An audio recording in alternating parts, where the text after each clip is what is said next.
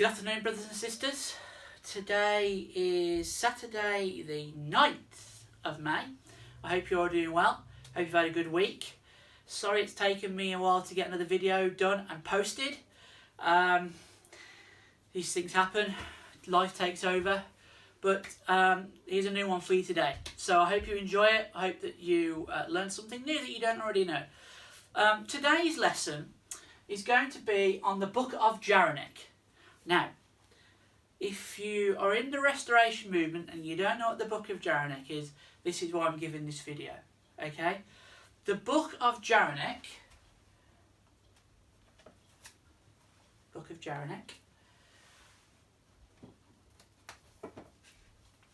is a part of our scriptures. Sits in our scriptures here. And it is a record of the former ancient inhabitants of the British Isles. So if you ever wondered who constructed things like Stonehenge or the hill forts or the barrows, some of that work would have been done by these people. And it came into our possession in 2006. It was translated and pretty much, I think, got out there in about late 2006, early 2007. So it's been around a while, okay? And because you may not be aware of the Book of Jeraneck, I want to talk to you about the names of the people in there. I want to talk to you a little bit about the structure of the book, what these people, who they are, what they do, where they fit into the timeline. So everyone's aware of the Book of Mormon. If you're a member of the Restored Gospel, everyone's read the Book of Mormon, or you should have read the Book of Mormon. If you haven't, go and read it. It's a fantastic piece of work, the Book of Mormon, and it gives us a record of the former inhabitants of the Americas, whether you believe that took place in Central America, South America, or as I believe and the Restored Branch of Jesus Christ believe, in the heartlands in North America. Wherever you put the Book of Mormon, it doesn't really matter really. It talks about the ancient inhabitants of the Americas, or one group of the ancient inhabitants of the Americas. People tend to forget that the Book of Mormon isn't talking about everybody that's ever lived on the American continent or in North America. It's talking about a set or a group of people that lived in America. The same is said about the Book of Jeraneck. It's not talking about every ancient inhabitant of the British Isles. It's talking about a certain set of people within the British Isles that kept a record of their history. So, if you read the Book of Mormon, you're aware of names like Nephi, Lehi, Sam, Sariah, Laman, Lemuel, Alma the Younger, Ammon, King Lamoni, I could go on, Amulek, everyone's heard of, all the big people, within the Book of Mormon, and there's far too many names to reel off, but you're all aware of those names, and you've all grown an attachment to those names over the years through reading the Book of Mormon, and you've all grown to know and to love these people. The same is said for the members of the Restored Branch of Jesus Christ when it comes to the Book of Jeraneck. We use the Book of Mormon. The Restored Branch of Jesus Christ scriptures are this. I'll say it again in case you missed the earlier video. We have the inspired version of the Bible. We have the 1835 Doctrine and Covenants with additional revelations. We have the Restored Covenant edition of the Book of Mormon, and we have the Chronicles of the Children of Jeraneck, which include the Book of Jeraneck and the Book of Jeraneck. So it's in one chronicle. That's it. Okay?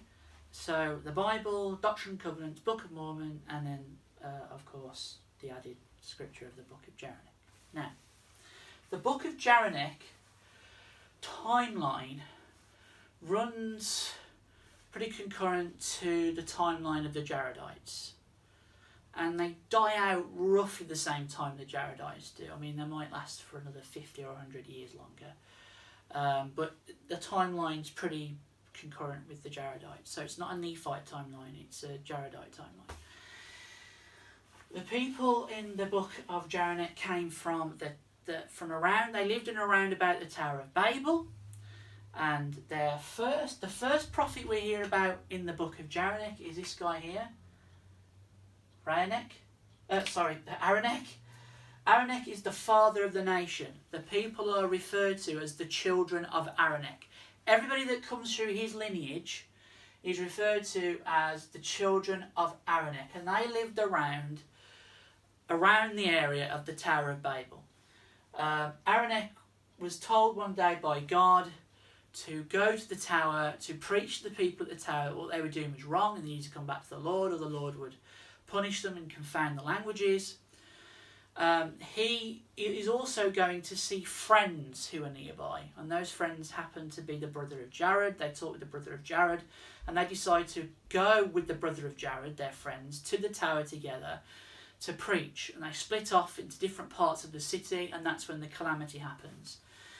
Both the brother of Jared and Jeraneck pray that their languages will be preserved. So Jeraneck's language, the people of Jeraneck, or the children of Jeraneck's language, is preserved. So they're not altered. So they would speak Adamic. Okay? Because we know the Adamic language came through Noah and the flood and passed on to his children, and of course the languages were confounded at the Tower of Babel, which is why you get the plethora of languages we have today. Jeraneck's family and friends' language stayed the same. Now, Jeraneck leaves the plains of Shinar in the Middle East and takes his family and his people on a great trek through what you would probably know today as Turkey, up into the Balkans, and then during that journey, one of his children, Lionek, he decides he's had enough. He doesn't want to carry on. He rebels against his father, and he takes 1/3 of the people and he goes east. So he would have gone into places like you would know today as, like, I don't know, the Ukraine, eastern, western parts of Russia, that on the steppe, that place. And Jeraneck has 2 of the sons, Jeraneck and Hajanek. Well, he has 6 sons, but the only ones told to us in the book are Jeraneck and Hajanek. Lioneck's the firstborn, and he obviously gives up his birthright, so it goes to Jeraneck. Jeraneck, however, is born without the ability to talk, so his brother Hajanek has to be a mouthpiece. So Jeraneck dies and Jeraneck takes over. Then they trek again west through Europe, through what they call dark and strange countries with animals they've never seen before, places that no one's ever been before or walked before. They take a long time to get over to what is probably today Brittany in France, and they come to rest or camp at a place that you might have heard of called Karnak in France, and they erect those standing stones at Karnak.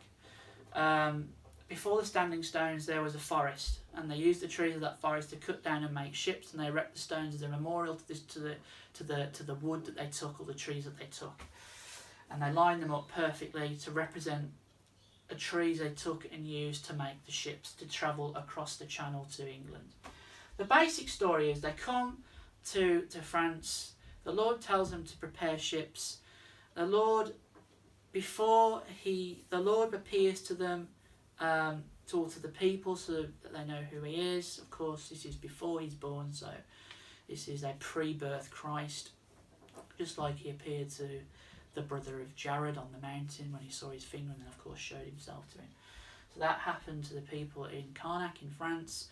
They take their journey across the Channel to England, and there they set up a civilization that we know of today, that they built things like Stonehenge. It wasn't really a henge, it was a temple. It had a building, it had a roof. They built roads, they built hill forts, they built settlements, and the proof of that's all over the English countryside. It's massive. There is evidence of dwellings, of large congregations of people in and around Stonehenge, far away from Stonehenge, all the way up through where I live in Derbyshire. There's henges and hill forts and stone barrows and all kinds of stuff all the way through, pretty much until you get to Scotland, and it's tails and peats. I mean, there are some there, but it peters out, which is explained in the Book of Jeraneck. Now, one thing you will notice is that many, if not all, but many of the children of Jeraneck have this at the end of their name. N-E-C-K, N-E-C-K, N-E-C-K, and it goes on, N-E-C-K, they're all over, it's all over the place. Okay, obviously you do get some, when Shiznar's from the children of Jeraneck, but he doesn't have the suffix, Ryanek, obviously the son of Jeraneck, he has the Anek, Wisnek, Rendonanek, Judy Kalnek, Sisnek, but not all have the neck. Now, many people have asked me, what does that mean? Has anyone ever seen names from people in the region of, say, Croatia, Serbia, those areas?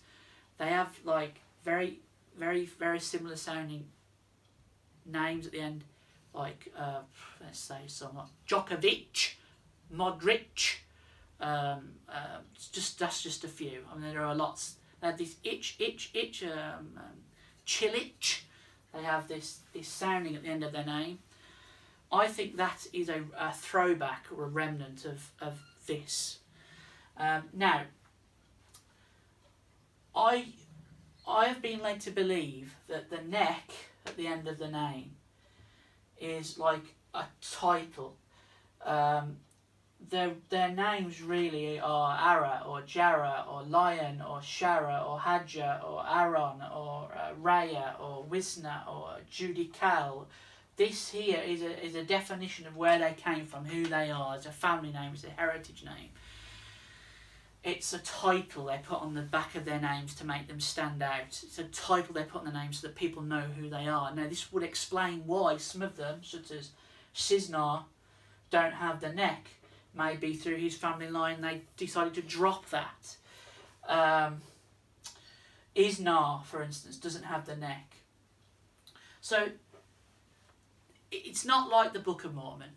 It's a completely separate people. So there aren't similarities. I mean, there might be similarities in the doctrine of Christ, which of course is faith, repentance, baptism, because that's an eternal principle. That's an eternal doctrine. That's not a doctrine just designated to one set of people. That's an eternal doctrine. Faith, repentance, baptism. I mean, that is the doctrine of Christ. And that's what you find throughout the Book of Jeraneck. We hear of wars in the Book of Jeraneck. There are two great wars, the First Great War and the Second Great War, all caused by different factions. What else? Lionek, this is an interesting one. Lionek, as he goes off, obviously he doesn't come to England, he goes off into like Eastern Europe, Russia. There's a story within the Book of Jeraneck where a man named Wisnek, here, this guy, he's a great sailor and explorer, and he's been out into the seas and he's made contact with the people. And he takes 3 unrighteous brothers on a mission to find their lost cousins or lost brothers, the children of Lionek. And they come across Lionek and they find that all the kings from the first Lionek are called Lionek. So they're called King Lionek the first, King Lionek the second, King Lionek the third, King Lionek the fourth, etc., etc. And Lionek's descendants eventually, at the very end of the Book of Jeraneck, invade England and ravage the land and destroy the people, and they're joined by dissenters from the children of Jeraneck, and they go onto their side and they cause all kinds of problems. And then of course the society collapses. Jeraneck, who the book is named after because he's the one that compiled the record, he's the last prophet of the people. He compiles the record from all the historical documents. He's compiling the record within the temple during the last days, and he's putting his record together.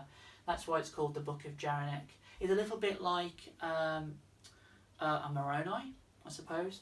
And so he's the last prophet and he dies. But there are different types and different groups of people there are the children of Jeraneck, which is the first group. Then there's a second group of people called the people of Ridnon and Limdon. Okay? These people,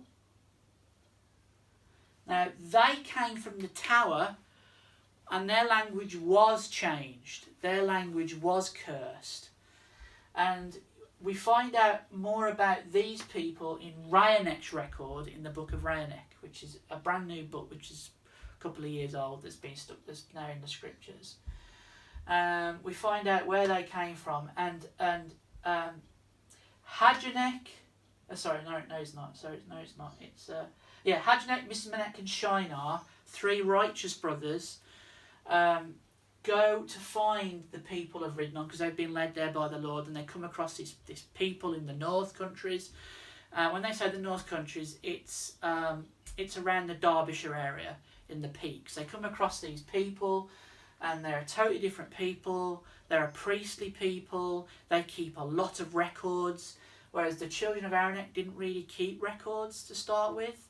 They used oral traditions, and the people of Ridnon and Limdon kept written records. So what happens eventually is the people of Ridnon and Limdon join with the children of Jeraneck, and they become one people. Okay? They become one people, the children of Christ, or the children of light. And they become one people, and their traditions pass on to them, and their traditions pass on to them. So you get from the people of Ridnon and Limdon the tradition of keeping written records. You get a priestly class being formed. They don't have a prophet. They're waiting for a people who have a prophet to find them, which is the story which comes about. And then there's another people I haven't put down on here called... Oh, have I put down? Yes, I have. It's Morion. It's Morion. Okay, now Morion, this is another set of people, and they live in the far north in Scotland. And they are contacted during the reign of Rhiannon, the righteous king. He eventually, she's there, he eventually marries Morion, and those people become one. So you can see there's three separate, distinct peoples who all come together and all form one big society, and that's when you get the Golden Age. They call it the Golden Age in the Book of Jeraneck. Righteousness, love, everyone giving of one of themselves. There's no poor, there's nothing like that. And then we have the forming, Rhiannon forms what's called the Five Houses. It's almost like a governing body. And the five houses are Isnar, Ridnon, Sisneck, Morion and Limdon. And they represent all the different tribes and all the different peoples. And they stand together with Rhiannon in council, and they make decisions, taxes, where roads are going to be built, etc., etc. And then, of course, you have the confederation of the elders of the church who sit within the temple, and they make, with the prophet, all the spiritual laws and all the doctrinal things that go on. And then we get the rise of an evil king called Rendonanech. Rendonanech is an evil king. He destroys the five houses. He destroys the council of elders. He introduces polygamy. He introduces blood sacrifice. He introduces all kinds of weird stuff into an order which is called the Order of Odinon. And they pray to this god that he's manufactured, and they have a hell and a paradise. The person in charge of hell is Hajar, and the person in charge of the heaven, which is the god of gods, is Odinon. And they go into battle with flags, black and red flags to him.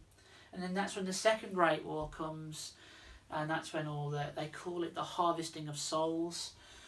And that's when you get the rise of a righteous prophet called Disnar. You get a rise from Zinon, the chief or priest captain of the righteous armies. And you get Akhtar, who is the general for Rendonanech, who eventually kills Rendonanech and his wife and takes the throne for himself. There's a lot of politics and war and intrigue in the book, as well as spiritual stuff as well. And then of course you get the people of Ridnon, Adnar, Lunar. These people are the first people that Jeraneck, Mismac and Shinar go and live with while they're in the lands of Ridnon. She's a priest, which is where they learn for the first time that women can hold the priesthood. And then there's Venroin, the president of the council of Ridnon and Limdon. And then there's Rodnan, the keeper of the library, the great library of Nimdoa, which contains all their records. We've had some pictures made up by a fantastic artist who's done some cracking jobs on the pictures. I'll try and get them out to show you. Just these are copies; these aren't the originals. They give you an idea. This is of the ship coming over from France. Gives you an idea of the sort of thing that we're talking about. And then you've got the three righteous brothers, Jeraneck, Mismac and Shinar. We've got the library of Nimdoa with Rodnan, who is actually a small person, or a dwarf. He's not really a dwarf, he's what, a little person. Well, yeah, like a Warwick Davis. And then we've got Captain Zinon and the prophet Disnar, ready with the troops, who, by the way, all the good troops wear red into battle as a symbol of Christ's blood atonement. And then, of course, we have the battle which takes place with all the troops, the Christ's army and the army of Aktar and Rendonanek. And then, of course, we have the very end with the destroyed temple, where the roof would have been. It's like a ghostly apparition of where the roof would have been. We've got people taking stuff out of the temple. We've got bones and skulls and stuff there. We've got the beams from where they would have held up the roof. And a priestly prophet down here just lamenting the loss of the people. So those were done recently, and they're going to be available to buy soon from the church website. That will enable people to give a reference to the things we're talking about. And there's also a righteous man called Gilno, and he's imprisoned during the First Great War by the people of Kerian Abred. And the Kerian Abred, they are a secret organisation who go around imprisoning and enslaving people, and they imprison and enslave Gilno's people. And Judy Kalnek is the leader of the Kerian Abred, and eventually God leads Gilno out and destroys the people of Judy Kalnek. So that's, look, the Book of Jeraneck's a complex book. It would take me far, far, far too long to go through every story within the book itself. But these are some of the names of the people involved, some of the key characters. I'm sure I've probably missed some out. I'm more than likely to miss some out because there are just tons. The Shiblon, the chief guard who works with Jeraneck at the very beginning. Shiznar, the brother of Jeraneck, Mismac and Shinar. Jeraneck. Now, Jeraneck is the son. Jeraneck is the son of Jeraneck. And what happens at the end of the book is Jeraneck knows his people are going to be destroyed, so he gathers the remaining followers of Christ into the temple, and eventually they're all destroyed. But Jeraneck takes 20 with him into the wilderness of the far north to escape, basically. And the Book of Jeraneck is all about their sojourn, and they're trying to find a home, and they're trying to find peace after the destruction. And they're coming into contact with Jeraneck again, because Jeraneck, the prophet, he's never tasted death. There's a story in the Book of Jeraneck where Jeraneck dies and Jeraneck is given back the ability to talk by God, and Jeraneck leads his people to the New World, to England, the New World to them. And he sets up a form of government and makes sure the people are happy, and then he leaves them to go and teach the people in the West.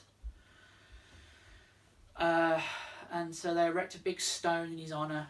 This stone is erected in honour of Jeraneck, whom God gave him his tongue back. And Jeraneck is promised that he will be at the birth of Christ, and that he will lay gold at his feet. So we believe that Jeraneck is one of the wise men spoken of in the story of the birth of Christ.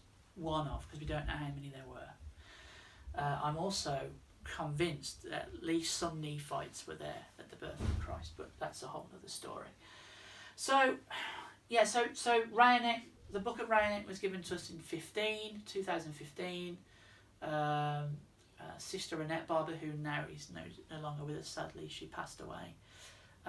She basically took the raw copy notes that we made at translation, and she put them onto a Word format, went through them, tidied them up.